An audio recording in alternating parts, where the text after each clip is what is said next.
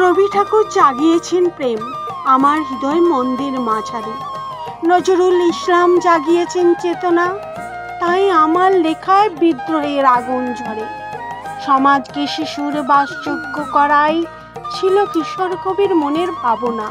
রূপসী বাংলার স্বপ্ন বুকে নিয়ে জীবনানন্দ দাশের করি আরাধনা। শিশুর ছড়া লিখতে বসি যখন ভবানীপ্রসাদ সুকুমার রায় আসে স্মরণে। বঙ্কিমচন্দ্র, শরৎচন্দ্র, বিভূতিভূষণের কথা ভুলবো জীবনে ও মরণে। ইংরেজি ভাষায় বড় কবির স্বপ্নে বিভোর মাইকেল মধুসূদন দত্তের কথা জানি।